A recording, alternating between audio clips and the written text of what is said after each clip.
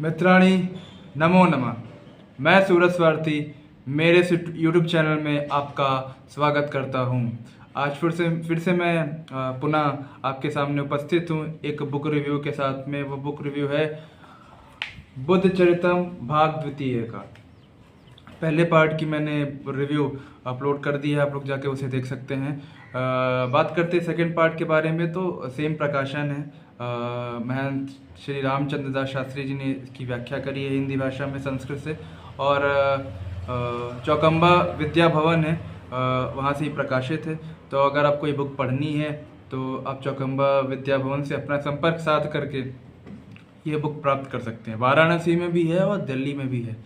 बात करें इस बुक के बारे में तो बहुत ज़्यादा महंगी नहीं है, 100 रुपये की किताब है, आपके बजट में है। आप लेकर के भगवान बुद्ध की जीवनी पढ़ना चाहते हैं तो पढ़ सकते हैं। इस पुस्तक में चैप्टर नंबर 14 से लेके 28 चैप्टर तक की पूरी कहानी है। यानी कि जब भगवान अपना ज्ञान प्राप्त कर लेते हैं, उसके बाद जब वो काशी भ्रमण के लिए निकलते हैं, काशी जाते हैं, वहाँ से लेके उनके निर्वाण प्राप्ति तक की कहानी आपको इस पुस्तक में पढ़ने को मिलती है। बहुत सारी सीखने की बातें भी इस पुस्तक में पढ़ने को मिलती हैं। जैसे भगवान बुद्ध कहते हैं कि हम अपने शरीर को कष्ट दिए बिना भी धर्म के मार्ग पे चल सकते हैं, क्योंकि हमारे यहाँ बहुत सारी चीज़ें ऐसी हैं। जैसे हम व्रत करते हैं तो कुछ लोग तो पूरे महीने व्रत करते हैं और अपने आप को कमज़ोर कर लेते हैं।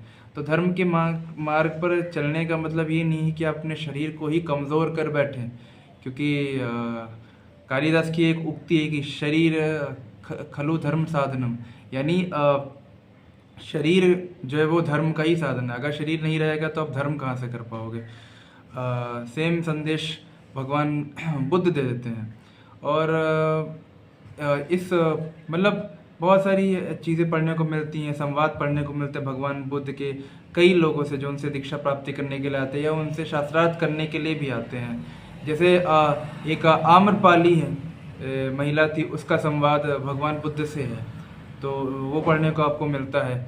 फिर भगवान बुद्ध जब अपनी नगरी वापस लौटते हैं ज्ञान प्राप्त करने के बाद में, फिर उनके अपने पिता से उनकी भेंट है राजा शुद्धोधन से।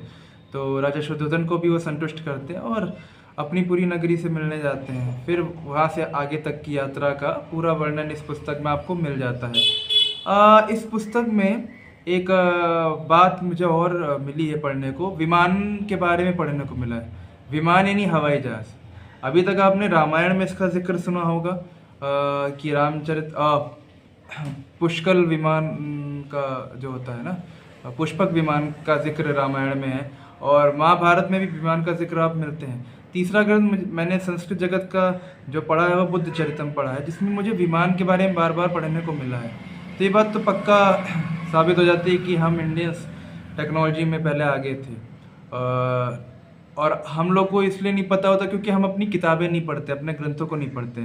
तो इसलिए आपको अपनी किताबें, अपनी ग्रंथ पढ़ना चाहिए, और उससे पहले भी आपको अपनी संस्कृत भाषा को ज़रूर पढ़ना चाहिए। संस्कृत भाषा से पढ़ लेंगे तो आपको ट्रांसलेशन की ज़रूरत नहीं पड़ेगी, आप ओरिजिनल टेक्स्ट भी पढ़ पाएंगे। फिलहाल आज की पुस्तक रिव्यू में इससे इतना ही।